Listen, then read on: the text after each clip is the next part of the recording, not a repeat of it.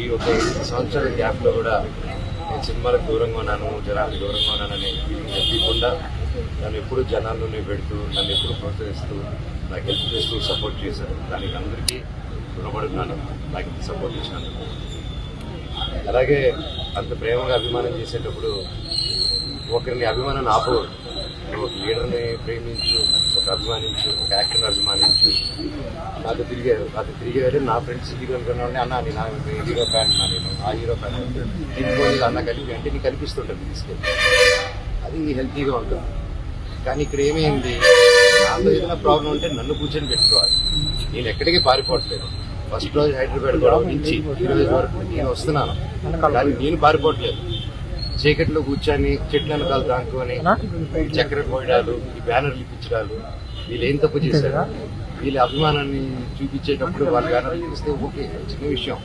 కాకపోతే తర్వాత నాకు తెలిసింది ఏంటంటే, బ్యానర్లు తీక ఒక 2 రోజుల ముందు మా పళనిని పిలుచుకొని వెళ్ళి,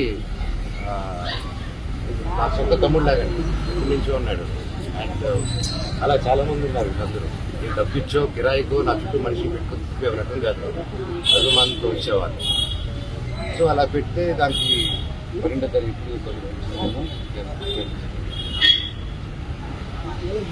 12, 11, 12 అలా పిలిచారండి. పండగకి 2 రోజులు పిలిచి, మనోజ్ వస్తున్నాడా, వస్తే నువ్వు కూడా ఉండకూడదు, ఏమీ చేయకూడదు, ఎవరు వెళ్ళకూడదు అని. దీంతో పాటు చాలా మందిని పిలిచి ఏరియా వైజ్ అంటే ఎంత టైం స్పెండ్ చేస్తున్నారంటే, 10 నిమిషాలు గంట సేపు పెద్ద మనుషులు ఉన్నారు కూర్చొని పెట్టి, అన్న తమ్ముడు కూర్చొని మాట్లాడేసి ఇక్కడ క్యాంపస్లో జరిగే మిస్టేక్లు రెక్టిఫై చేసే చిన్న విషయం. కాకపోతే నేను క్యాంపస్లో నేను అడిగే క్వశ్చన్స్, నేను ఏది ఇప్పుడు హాస్టల్స్లో జరిగే విషయం, ప్రైవేట్ హాస్టల్స్ ఏది అడిగినా అక్కడి నుంచి డబ్బు రావడం అయిపోతుంది, క్యాష్ రావడం అయిపోతుంది. సో ఇదే నాకు బాధ. డైవర్ట్ చేయడం, సొంత కంపెనీతో పెట్టుకుని డైవర్ట్ చేయడం, దాన్ని కవర్ చేసుకునే దానికి స్టూడెంట్స్ని కుదరడం, యూనిఫామ్ వేయడం కంపల్సరీ. వాళ్ళ 10th దాటంగానే ఇంటర్కి యూనిఫామ్ ఏంటంటే కాలేజ్ ఏంటి మా 11th లో కూడా వేసుకోవాలా అని చెప్పి ఆ రోజుల్లోనే. ఈ రోజుల్లో పెద్ద ఇంజనీరింగ్ MBA వాళ్ళందరికీ యూనిఫామ్, వాళ్ళు అది కరెక్ట్గా 2 వాషింగ్కి ఎంచుకోతున్నారు. అది అక్కడ నార్త్ ఇండియా నుంచి తీసుకొచ్చారు, అక్కడ ఏదో పేరెంట్ సరే. సో ఇన్ని జరుగుతుంటే నేను అడిగితే కొంచెం కూడా దాని గురించి కాకుండా వీళ్ళు బెదిరియడం, వాళ్ళని బెదిరియడం. నేను ఈసారి ప్రతి పండుగకి వస్తాను. నేను ముఖ్యంగా సీఎం గారి ఫ్యామిలీ వాళ్ళ ఇంట్లో ఘటన జరిగింది మధ్యకాలంలో, రామూర్తి నాయుడు గారికి. సో ఊళ్ళో అక్కడ ఉన్నారు,